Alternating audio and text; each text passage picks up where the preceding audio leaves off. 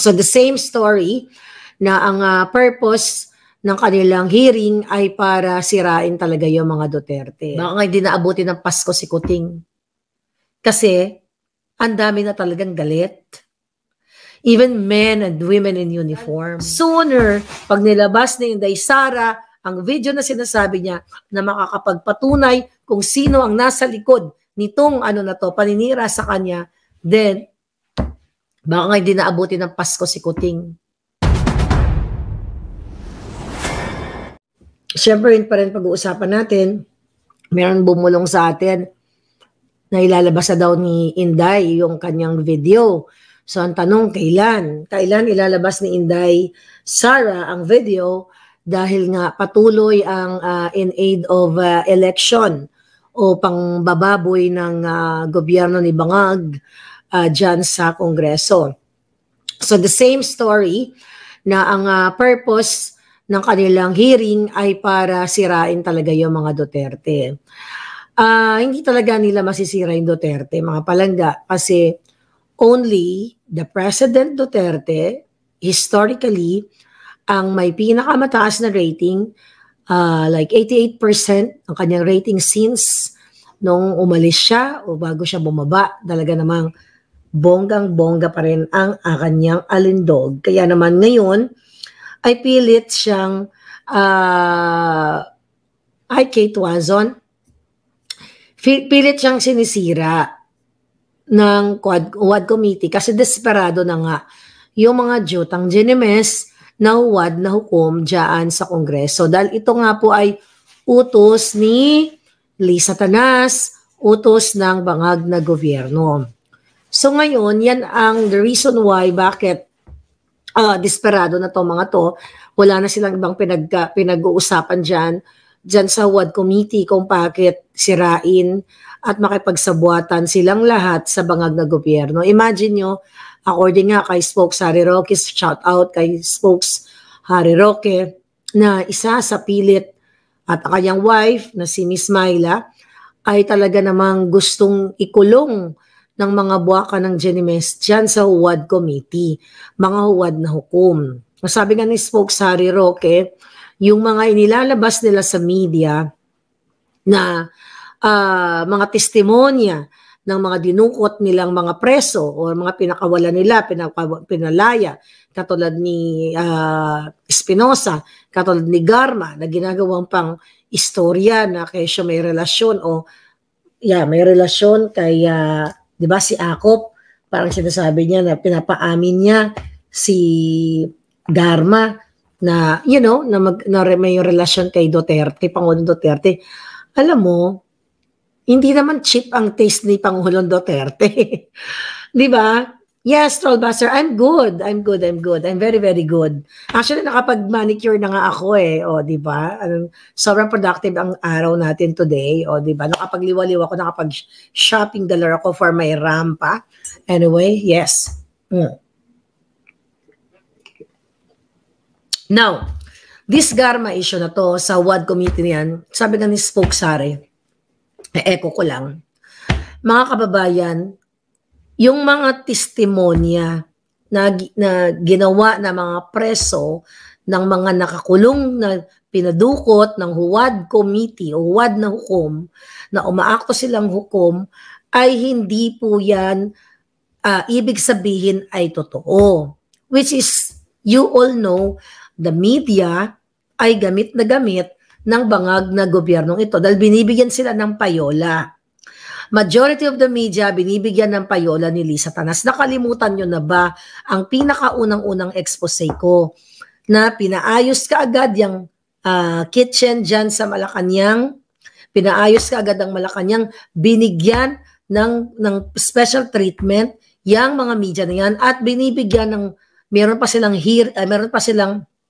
I forgot the name, sa Quezon City na binibigyan sila ng every Saturday pag nagmi-meeting sila ng 20,000 pesos na payola. So, definitely, yung iulat ng media, kasiraan ng Pangulong Duterte, kasiraan ng mga kritiko like me, like Atty. Harry, of course, the Duterte family. So, sabi ni Spokes Harry, hindi porket kung anong sinasabi ng mga kriminal o ng mga kriminal o mga bilanggo na dinukot o pinalabas ng bangag ng gobyernong ito, yun na yung totoo. Which is yan ngayon na nakikita ninyo mga palangga. Yung mga kaliwang grupo, sila Castro, sila Ontiveros, sila Raul, ayan, basta yung mga makakaliwang grupo na yan.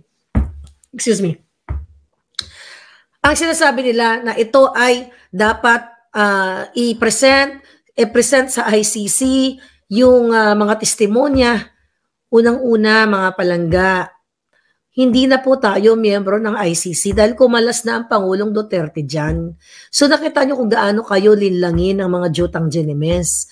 At tama ang isang abogadong magaling na si Harry Roque na yung mga testimonya dyan dapat ang mga piskalya, ang mga piskal o yung mga prosecutor o yung mga hukom natin ay hindi ka basta-basta sasabak dyan nang wala kang certain number of years or X number of years para maging bihasa, para magsalansan sa rules of evidence o sa mga testimonya. Ang nangyayari ngayon, huwad na hukom yung mga Jotang Ginemes dyan. Hukom ba sila? Hindi nila trabaho ang manglilitis. Dahil hindi sila abogado, ang bobobo nga eh. Wala ngang mga alam. Tignan mo, ang iba sa kanila, artistang bold star o sexy star. Okay? Wala naman tayong problema sa bold star. Pero yung letter P at saka F, hindi maibigkas. P and F, hindi maibigkas ng Jotang Ginemes na Fernandez. Itong si Paduano, di ba? Itong si Ako, itong si, di ba nakikita mo, mas mukha pa silang mangchuchukchak, mas mukha pa silang mandurobo sa inaakusahan nila. Sino ba tong mga hinayupak na to na ang pakiramdam nila sila ay hukom? Sila ay kasabwat ni Lisa Tanas, ni Tambaluslos, ni Bangag kasi sila ay binigyan ng malaking budget para gawin ito in preparation sa 2025 election. Tama ba na yan na lang, dapat dyan tayo maniwala sa mga inayupak na yan? Hindi po sila hukom. Sabi ko nga, in the past, kung ganyan pala, na ang tingin nila sila ay mga huwad na hukom, kaysa nagbabayad ang gobyerno, ang taong bayan sa Supreme Court, sa lahat ng korte ng Pilipinas, pagbuburahin na lang natin yan, i-abolish na lang natin yung mga Korte Suprema sa buong mundo, okay? Lahat ng korte, wala na tayo. Huwag na kayo mag-practice ng abogasya. Right? Huwag na kayong mag-aral ng abogasya, mga palangga. Dahil pwede ka naman pala manglitis kung ikaw ay dati ka lang bold star na hindi mo mabigkas ang P at saka F. At kung ikaw ay dating rebelding makakaliwa, okay? At ikaw ay ikaw ay pastor na dumidila-dila, ay pwede ka nang pwede ka lang manglitis. So definitely, since last year, sinabi ko sa inyo, ang intention ng bangag na Jotang Ginemes na gobyernong ito ay pasirain o wakasan ang Duterte administration. Pero hindi yan mangyayari dahil sooner, pag nilabas ni Inday Sara ang video na sinasabi niya na makakapagpatunay kung sino ang nasa likod nitong paninira sa kanya, then baka nga hindi naabuti ng Pasko si Kuting. Kasi ang dami na talagang galit. Even men and women in uniform. Yung iba dyan, nakikiramdam na lang. So ngayon, mga kababayan, dahil ang gobyerno natin ngayon ay desperado na to stay in power. Wala po silang pakialam. Bakit? Inuubos nga nila yung pera nila. Wala nga silang pakialam na magsinungaling sa 5,500 ghost project nila sa flood control. Okay? So ngayon, yung ginagawa nila dyan, ulitin natin, yung kanilang saga patungkol sa Pogo. Si Marcos Jr. po at si Lisa Tanas, silang dalawang mag-asawa at ang pamilya nila at si Tambaluslos, ang promotor at punot dulo ng Pogo. Dahil sila ang nakikinabang. Recently, may nakita akong posting. Okay? Sabi, may nag-send sa akin. Oh, ito na ang pinagkakabalahan ng mga walang hiya, mga kababayan, ay tungkol sa pogo-pogo na yan. Alright? Ang sabi nga ni Kuting dyan, di ba? Nung kanyang, ano tawag dito? What call it? State of the Nation Address. O mula ngayon, wawakasan na natin ang pogo, wala ng pogo. Yung pala, ito, pinalitan ng, ito galing to kay SAS. Okay? Ito, pinalitan ng mga gaming operation online. Tapos meron pa silang, nakikita ko yung ganyan sa casino lang eh.